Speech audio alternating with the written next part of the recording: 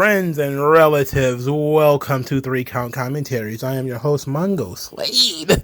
Today, we're going to be discussing Dynamite. WrestleMania Dynamite? Anyway, March 29th, 2023.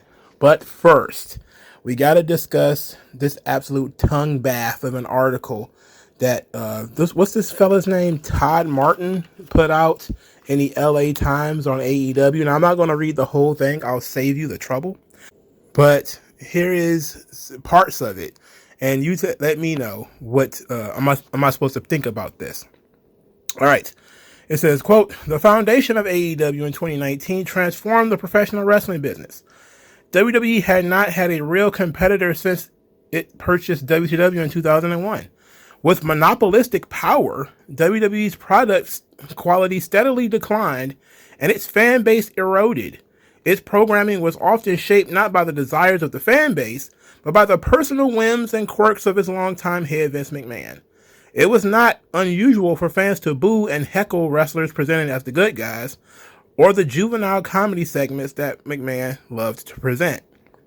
All right, this is it a legitimate critique of Vince McMahon to say that he was pushing his personal desires over the whims of the audience? Well, that's what all promoters do. As a promoter, you're promoting a product. I mean, how many times have you bought an album and the single isn't the best song on it? That's not because it's not for your personal belief. It's about what the masses think. And just because a few men usually are booing somebody, that doesn't make what he's doing wrong. For instance, who sold more merchandise than John Cena? Nobody. So everybody who was booing is wrong.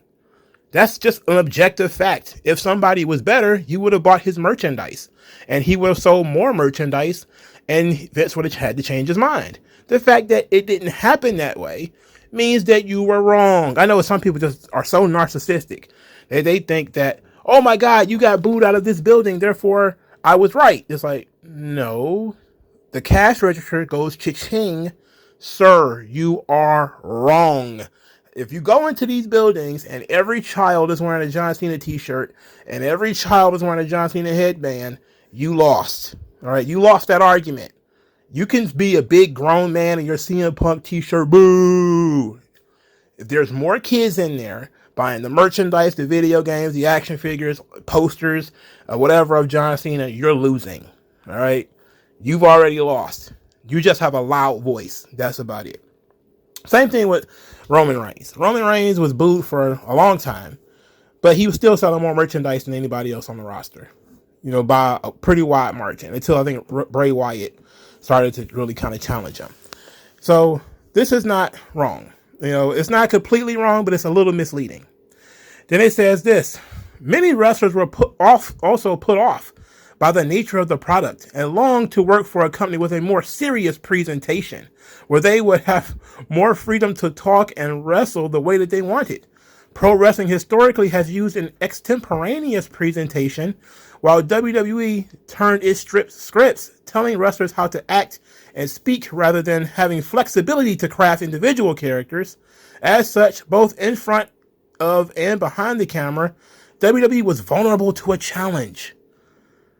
Okay, so WWE has been using scripts for 20 years. All right, probably longer than that, considering there were guys who had said they were given scripts in the 80s or something like that. It wasn't a lot of guys, but some guys were given scripts in the 80s. It seems to me like this is one of those things that is not even really relevant, because who cares if it's scripted if it's working? I mean, every TV show you watch is scripted.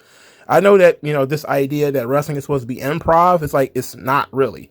Especially when all of these guys spend hours and hours and hours rehearsing matches, which is literally what AEW wrestlers do. They spend hours and hours and hours rehearsing matches. If every move in your match is rehearsed, you might as well script a promo, because you're not doing anything other than scripting out a match. Oh, but my promo's not scripted. Like, yeah, but you don't talk either. Half the roster ain't got nothing to say. Well, more than half, but 80% of the roster has nothing to say. They just go out there and they wrestle their pre-scripted match. That's pretty much it. And you could tell it's pre-scripted by how long a guy stands there waiting for a spot to happen. So, This also seems pretty ridiculous. Here goes another one. AEW's quarterly pay-per-view events equaled or increased their year-over-year buys every time for over 2 years. Citation needed. Its flagship show, Dynamite, became consistently one of the top-rated cable shows on Wednesday night, at least that's a fact, with a strong following on the coveted 18 to 49 demographic.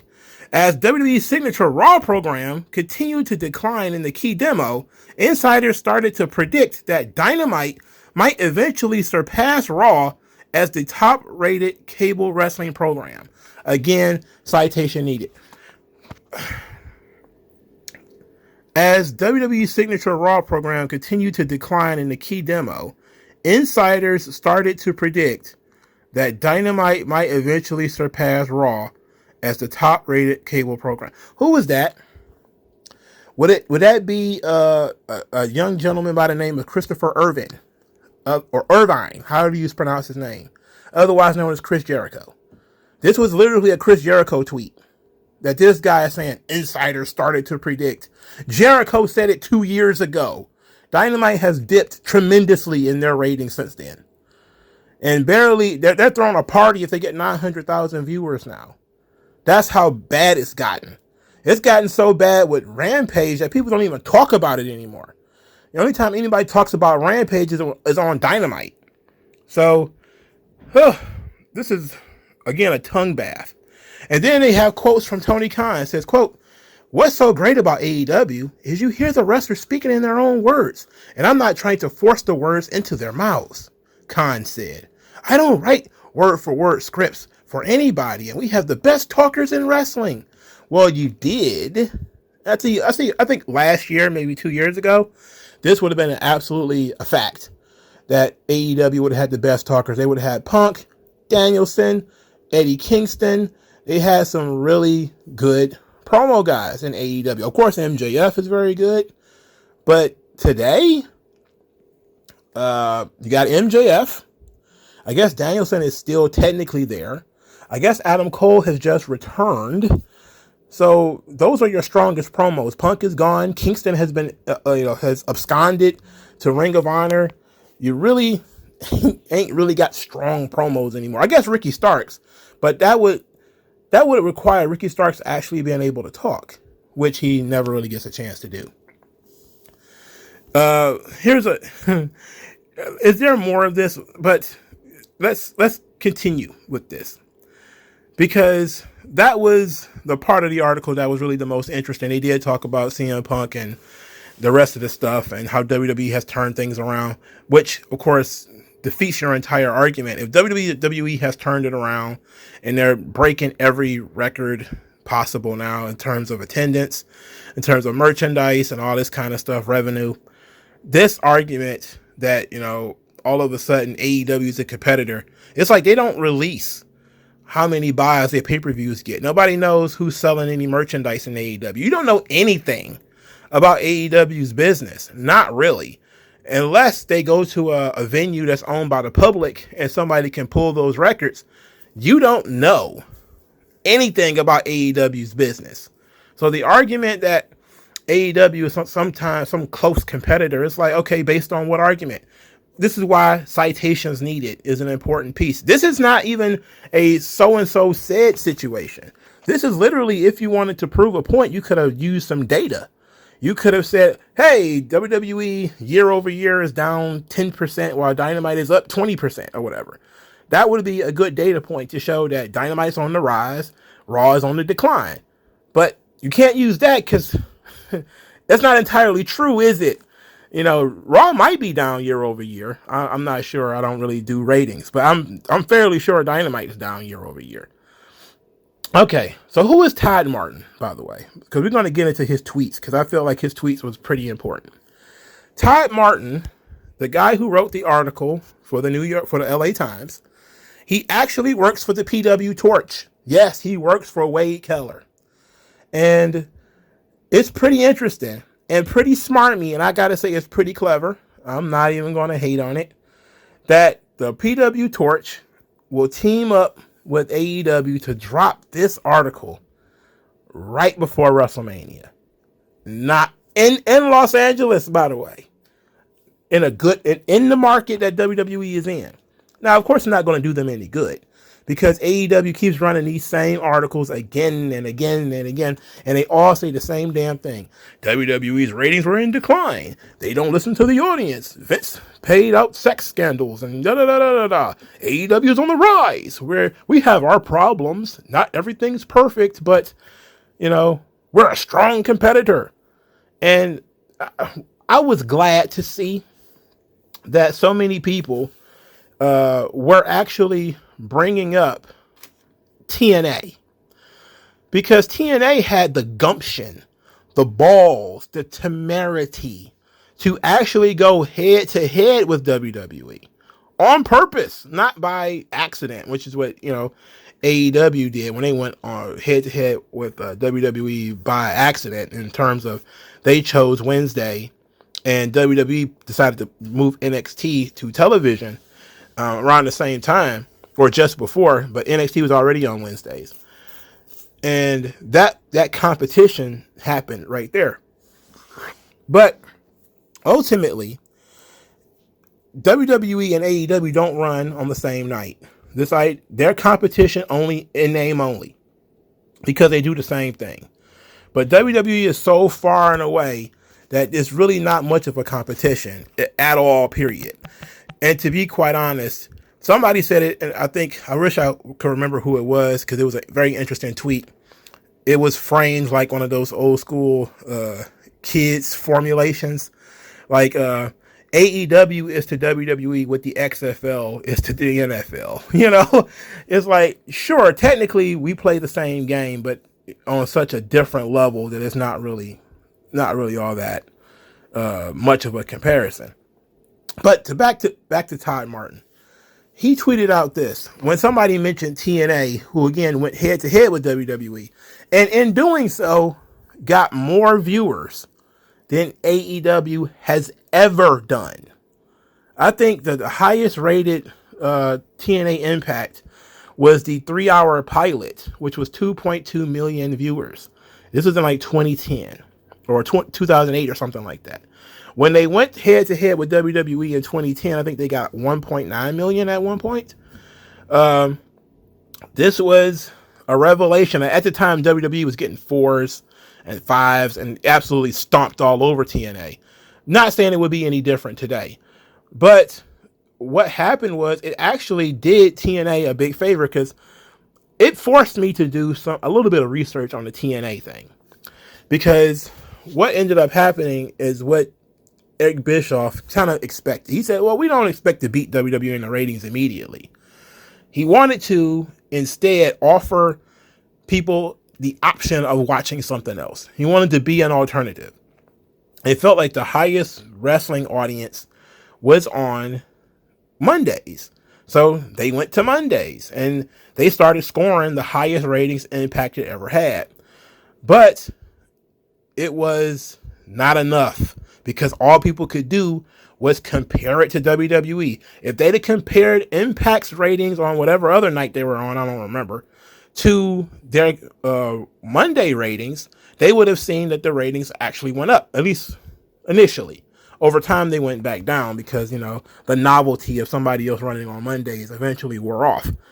But that sort of temerity actually shows you quite a bit. So when somebody smartly brought this to Todd Martin's attention, that TNA actually ran head to head with WWE and was owned by a billionaire who wasn't willing to burn all the money like Tony Khan, but it was owned by a billionaire, Panda Energy. Here's what Todd Martin said, quote, "It's a fair argument, but I don't think Impact was ever close to as much of a threat. TV was the only place they were close to AEW, and both WWE and TV in general were much stronger back then. All other metrics of popularity, they were way behind." Now, this is a fact. TNA never sold the tickets that AEW did. They never sold the pay-per-views that AEW did. They never sold the merchandise that AEW did. They didn't travel as much as AEW did. They did not have live shows every week like AEW did, because they had an owner that was actually more conservative. These were people who actually earned their money. This wasn't somebody who was, spending his inheritance here. This was somebody who was, hey, we're in a business and we're in a business to make money. And we can't make as much money right now with this product. But they spent the money that they could, in getting Hulk Hogan and Sting. And they had an all-star roster too. Jeff Hardy and Rob Van Dam and eventually like Mr. Kennedy. And they spent the money to get the names. No different than what AEW did. They spent the money to get the names. But the bottom line is they could not in any way compare to WWE's business. And AEW can't either. No matter how many articles Tony Khan puts out there in the media with Bloomberg or Forbes or New York Post or whatever, it will not change a thing. Until you change AEW's business and it actually starts to grow, nobody really is going to care, bro. I can promise you that. Nobody's going to care about AEW until it becomes at least a hotter brand than it is right now. AEW had a lot of momentum in 2021, mid-2021, when CM Punk came back. Tremendous momentum.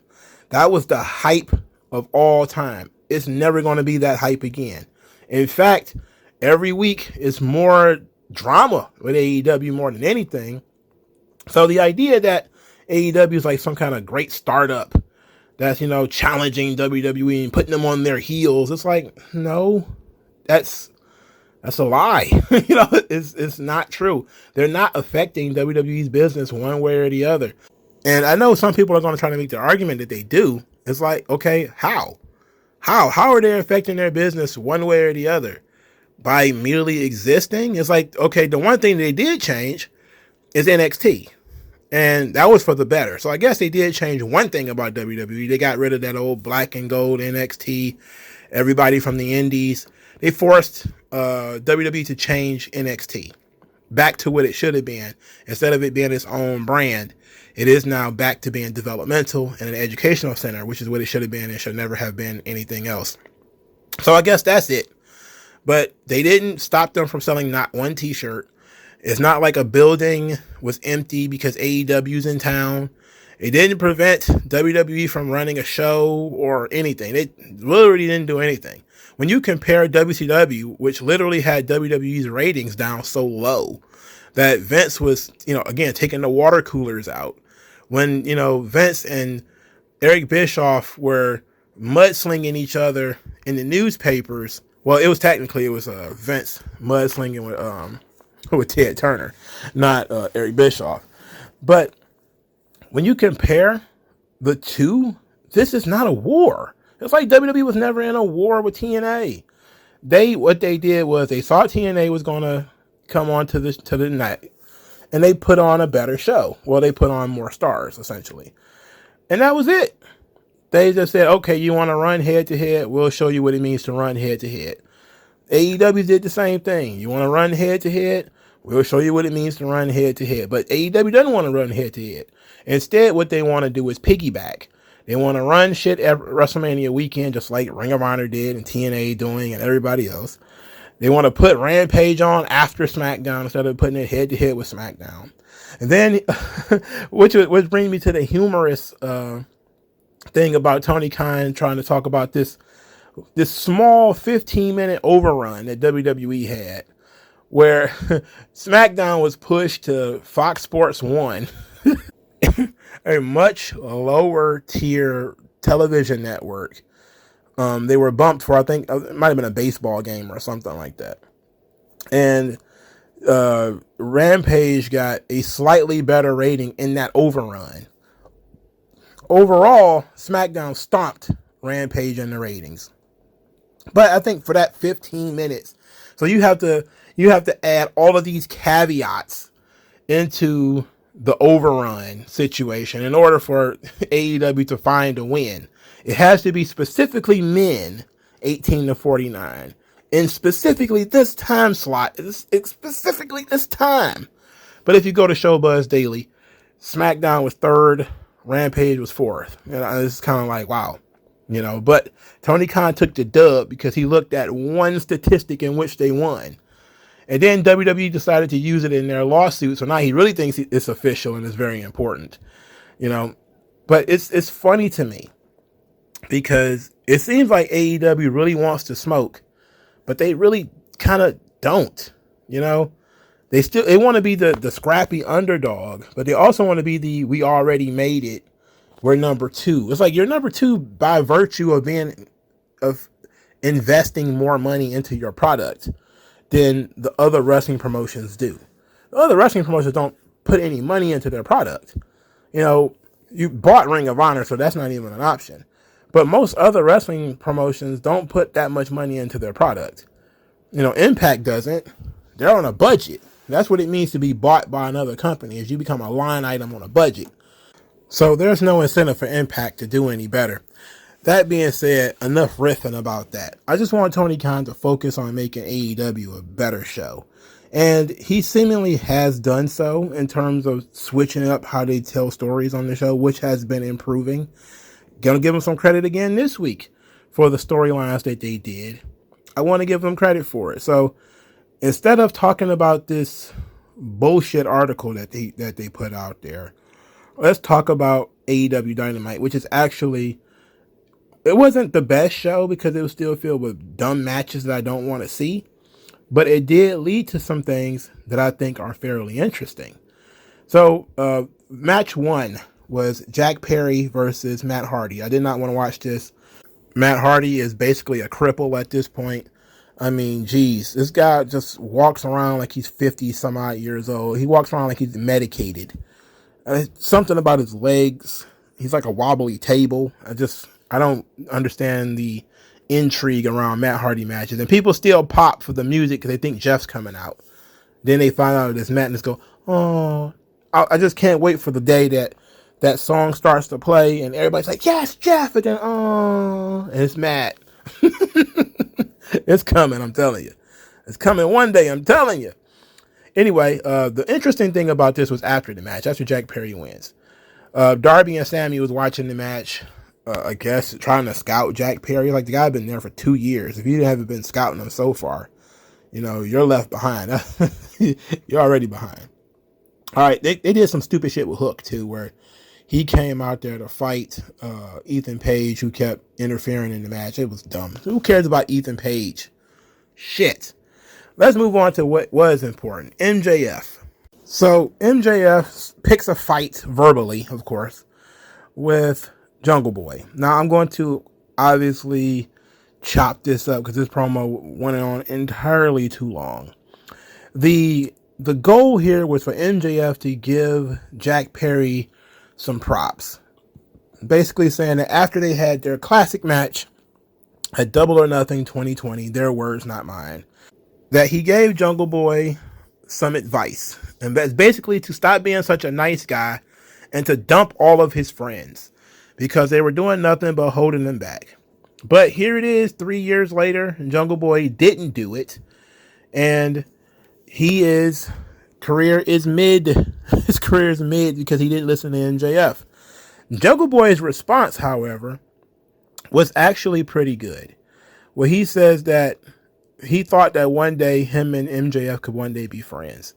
Then he says, in some ways, he wishes he could be like MJF. He wishes he could talk like MJF. He wishes he had MJF's confidence. He wished he didn't mind lying. He wished he didn't mind cheating. He wished he didn't mind being a narcissistic piece of shit. He says, but none of that is me. If I'm going to make it, I'm going to make it my own way. Then MJF called him a massive disappointment, said he's weak in the mind, weak in the body, and Anna Jay said he's weak between the knees, and now they're fighting. So I actually liked Jungle Boy's response because it's a good babyface response. It's saying basically, I don't want to do it your way, and that's kind of how a babyface should look at things. You know, think about the Bronx Tale. I don't know how many of you guys love A Bronx Tale, but I love that movie. It's one of my favorite movies because you look at that story of Calogero, a young, impressionable teenage boy. He's obsessed with Sonny, the powerful, rich gangster, and his dad is a bus driver, you know, a blue-collar working man. And Calogero was getting, you know, these both of these messages into him at the same time, where his dad's talking about, hard work and, one day at a time. But his dad's broke. The family's broke. He never got any money. Meanwhile, Sonny is, teaching him about power and privilege and fear and all these kind of things, all the stuff that would make him a good gangster and all the positives of being a gangster. And Colodro has to learn by the end of the movie that his dad was right. And he learns it. Spoiler, the movie's like 40 years old. When Sonny gets killed, he learns it's probably better off with you being an average guy. Because how do they say the light that burns brightest burns out quickly? So I like Jungle Boy's promo for that reason. It was all about, hey, it may take me longer to get there, but I'm going to get there my own way. I'm going to get there without lying, cheating, stealing, being a narcissistic piece of shit. I'm going to get there my own way. And I like that. It's a rebuke of the temptation that MJF was offering him. It's a rebuke of MJF's lifestyle. And it's a rebuke of MJF's values. That's good. That's what you want your baby faces to do. And I think it was a strong promo from Jungle Boy. And I rarely say that. I rarely say Jungle Boy has good promos. But that one's a pretty good promo. All right, so we get to our story of the evening, which I also actually liked. Don Callis goes back. He's backstage with Kenny Omega as Kenny Omega is preparing for his match with Jeff Cobb. He said he wants to clear the air. And by clearing the air, he says that he grabbed Hangman Page. Hangman Page snatched away. He lost his balance and fell down. But then he wondered why Kenny Omega would even jump to the conclusion that Hangman Page pushed him down. But then he says, well, look, you go focus on Cobb. I'm going to find Hangman Page and I'm going to apologize. So Hangman Page is giving us a medical update on the Young Bucks. Look, I don't care if they get hit by nuclear weapons. I don't care about the Young Bucks at all.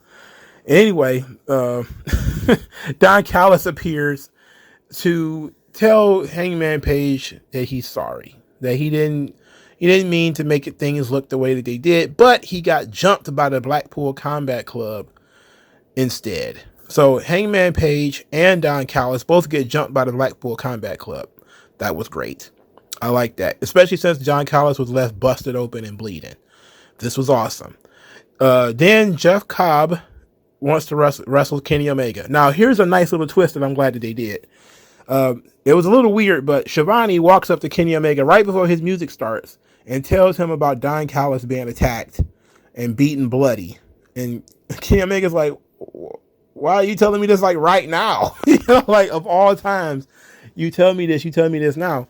So now he's got to wrestle this whole match against a tough opponent like Jeff Cobb, with this on his mind that his mentor, Don Callis, has been beaten bloody backstage. It was the match with Jeff Cobb was what it was. I don't think it was great. It was okay. I didn't know Jeff Cobb was 40. I thought he was younger than that. Oof, that guy. People have said like he gives me Rhino energy. Like people don't understand how much I hate Rhino. Like Rhino and Big Show and these guys who look the same 20 years later have tried nothing different with their entire careers. And though 2 times Rhino did try to do something different, I was actually on his side. I was really hoping that the Violent by Design thing would work. And I really, really liked when he was doing the stuff with Heath.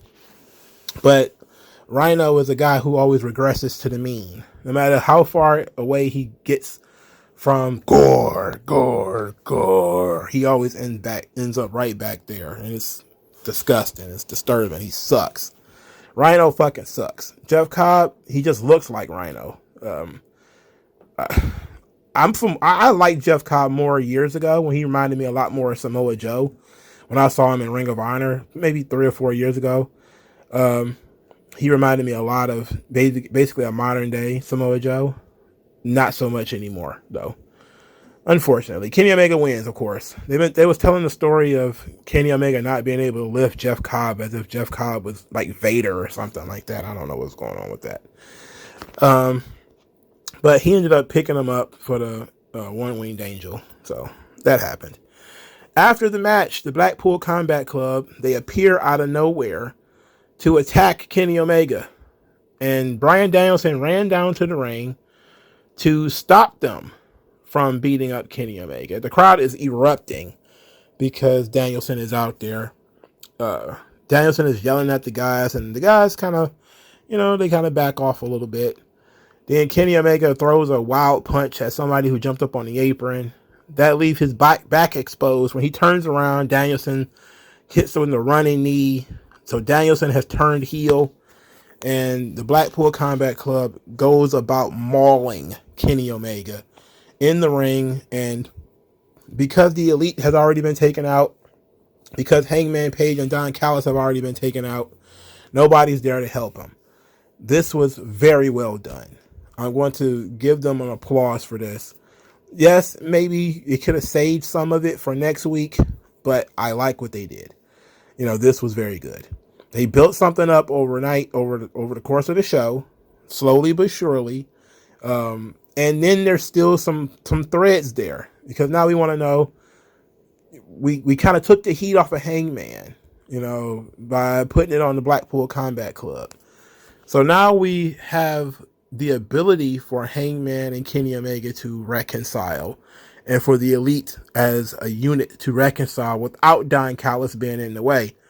So it seems like they are shifting their position. Like last week, it felt like they wanted to put Don Callis in a position where he would block the Elite reunion, because he's always wanted Kenny Omega to be a solo star, and that's always kind of been his thing. But it seems like now they're just kind of like, okay, we're going to go ahead and it's going to be 4-on-4. Well, I'm guessing that it's probably a change in creative in terms of they didn't have Danielson last week. Now they do. So maybe they figure, okay, we can change this now. But in any event, I like it. This is good.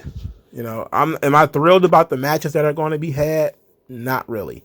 But this is good. Earlier in the night, however, and I probably should have mentioned this, the Blackpool Combat Club beat the tar out of Dalton Castle and the boys. They actually beat them in a squash match. After they spent, pretty about 90 seconds or so talking about how Dalton Castle and the boys are undefeated on Dynamite, or, in trios matches. They just got mollywopped. I do love Dalton Castle's theme song, though. It was very dreamy. It's very interesting. Interesting theme song. I like Dalton Castle, but this was the right thing to do. Had the Blackpool Combat Club beat the tar out of them to maintain their image as guys who are no-nonsense brutalizers. This was good. So the Blackpool Combat Club had a good night. They beat up everybody, which is good. Which they should have been doing before. Now they're basically just, machines. They show up, they beat people up, and that's pretty much it. Great. Thank you very much. No more drinking bones and eating blood or anything like that. Okay. 2.0, for some reason, hanging out with the Acclaimed. I guess the Acclaimed is still considering whether they're sports entertainers or not. Everybody had fun, but then the Acclaimed, so they'll let 2.0 next week know if they're going to join the Jericho Appreciation Society. I don't see why that's the case, but they're trying to tell a story, so I'm going to give them some slack. I'm going to give AEW room to grow. I'm not going to shit on them when necessary, but I'm going to give them room to grow. All right, the Gun Boys. They cut promos on the FTR. They said it took the FTR 19 years to become a top tag team. It took them 2 years. It says that they won the same amount of world championships as FTR, and FTR went away, took some time off, and all they did was bitch and politic to get this title shot. Saying that they used to respect FTR, but the only person they really respect now is their father, and look what they did to him. And then after next week, their tagline is actually going to make sense. It's going to be top guys out. I actually didn't mind this. I like the Gun Boys. I'm one of the few people out here who actually like the Gun Boys. I think they're doing a good job. They're green, absolutely. They're green. But it doesn't make much sense to expect a lot out of them, considering they've not been doing this that long.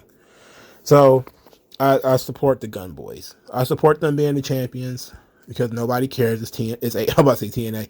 It's AEW, so nobody really cares.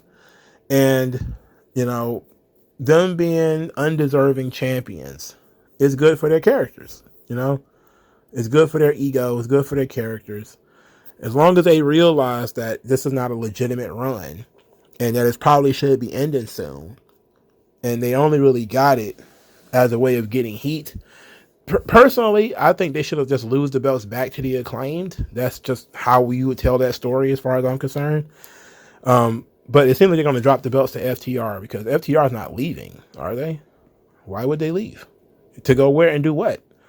To go to WWE and do what? To wrestle Kevin Owens and Sami Zayn? What? What? No. No. No. Unless they've had a secret conversation with Triple H and Randy Orton and they're going to get to do that FTRKO thing that they love talking about so much. If they get to do that, then they'll probably go back. But if not, nah, I don't see it. International title, Orange Cassidy versus The Butcher. Get the fuck out of here. Jay said that Taya was a problem, that Taya ignored her cease and desist letter and continued using her move, the Jaded.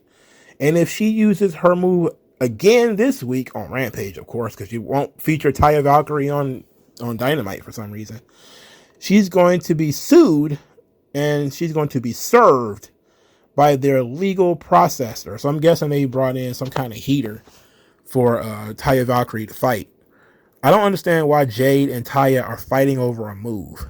Like, because they have the same finisher. I get that it's something interesting to talk about, but we definitely have more pressing issues, like Taya wanting to be the champion, like Taya wanting to be the first person to beat Jade. Like, this should be focused on. Like, she's been in the company 2 weeks, bro, and she hasn't done anything on Dynamite. She hasn't cut a promo on Dynamite in order to stake her claim. She hasn't beaten a top contender or nothing. What's going on here? Why are you doing this? Tony Khan. Jesus H. Christ. Somebody needs to help you. You need help, sir. You need to ask for assistance, sir. You need to do a seance on Dusty Rhodes or Eddie Graham or something like that. All these supposed great minds that are surrounding you, you need to, like, get in touch with a medium, you know, and maybe through one of your weed smoking sessions, you can smoke some ayahuasca or something like that and ask Jerry Jarrett what he would do, because you're really in a bad situation with this Taya Valkyrie thing. And it's even worse when you talk about that fucking phenomenal goofball Juice Robinson. If you thought Juice Robinson wasn't one of the most colossal douchebags ever, watch this promo. Just watch that promo. And then you'll understand that everything I've been talking about Juice Robinson is absolutely true. How he's a cartoon character, a talentless cartoon character at that. He is a Tex Avery disaster in a wrestling ring. This guy is awful. He's awful to the nth degree. He's bad. I mean, he's like failing all your classes bad. He like bird shit on your new suit bad. He like, hey, you just bought some 400 Jordans and somebody splashed a puddle and got it all over you bad. You know? You got a nice girl, she all thick and sweet and your dick won't work bad. He's that bad. Juice Robinson fucking sucks. Moving on. Willow Nightingale was defeated by Ruby Soho. Who cares? After the match, Ruby Soho and her pals jumped Willow, which they've done 4 weeks in a row. Riho once again ran out there with Sky Blue. They changed it up this time by having Riho and Sky Blue both get beat up. I saw Sky Blue had a nice little booty. I don't know where that came from.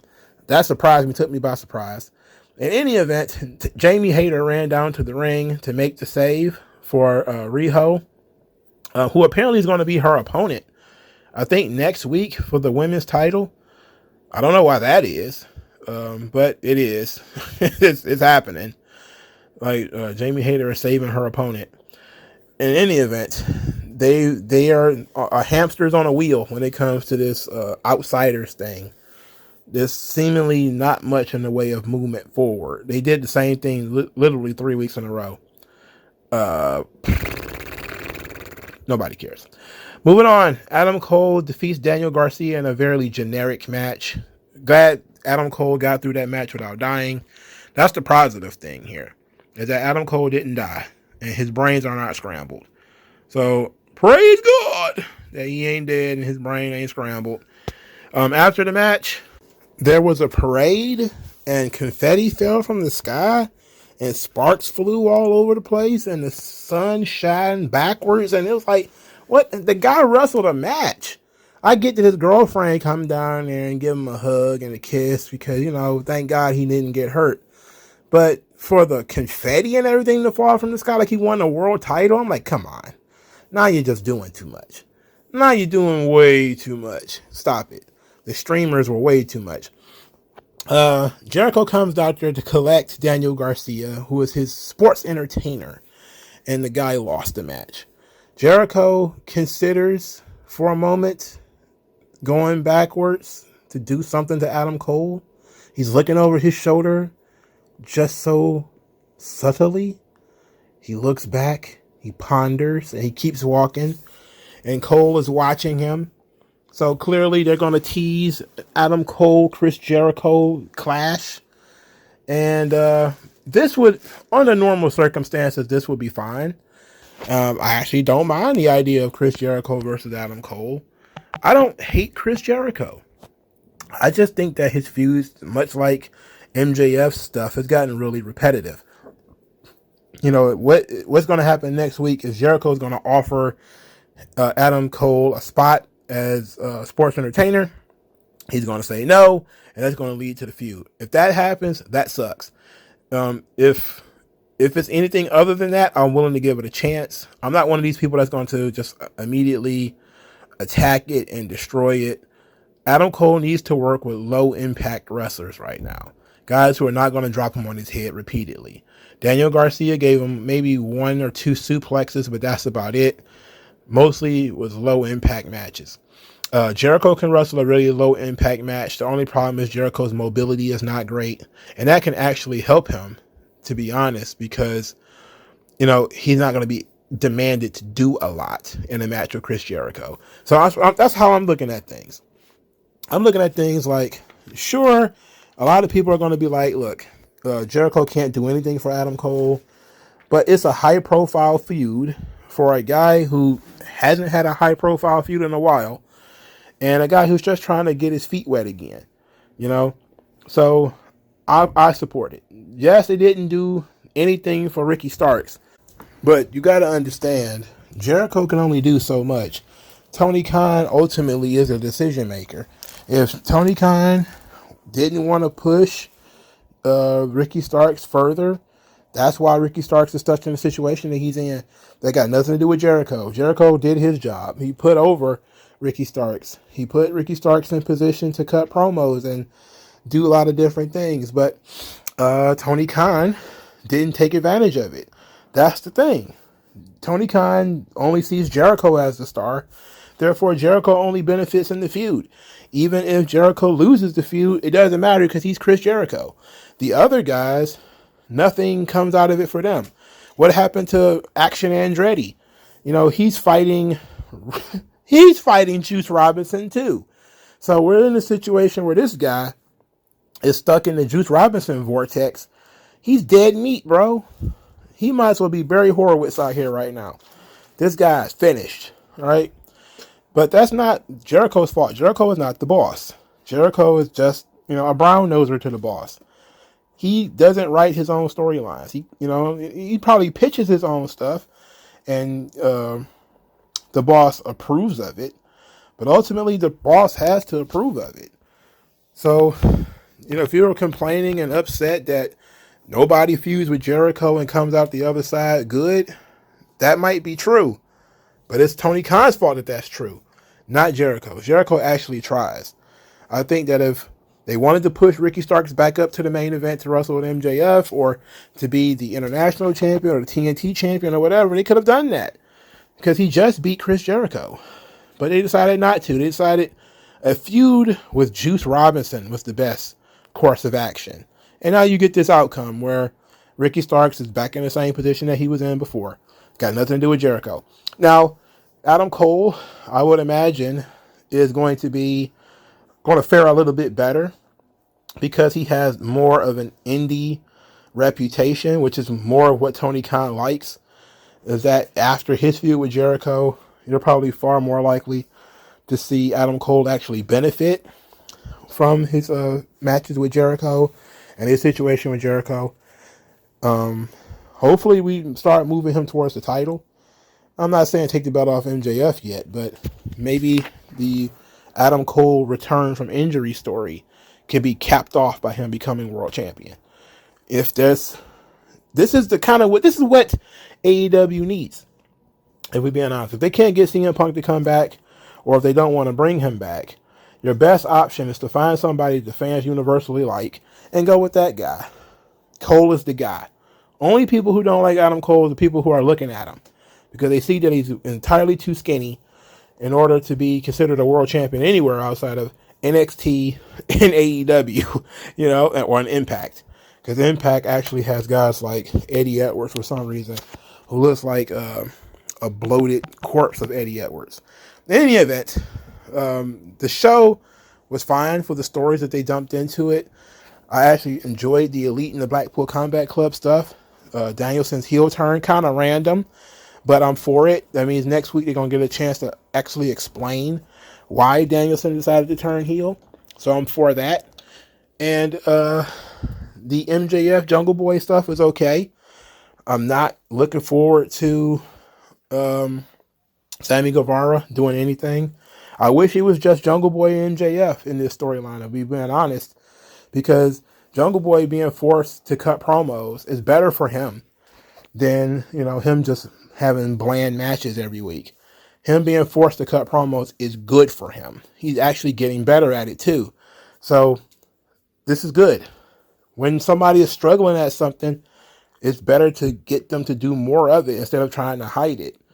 That's how you build strength. You build strength by facing challenges, not by running away from them. So AEW forcing Jungle Boy to talk is only going to make him better at talking. And ultimately make him a better, more rounded wrestler. It doesn't make him taller, but it is what it is on that tip. He's not going to get any taller. He doubtfully gets much wider. But the opportunity is going to be there for him to become a better talker. And that's good. So there's some positives here. Amongst all the absolute negatives, like the Butcher versus Orange Cassidy, for crying out fucking loud. All right. What do you guys think of the show? Like, share, subscribe. I'll talk to you guys later. Peace out.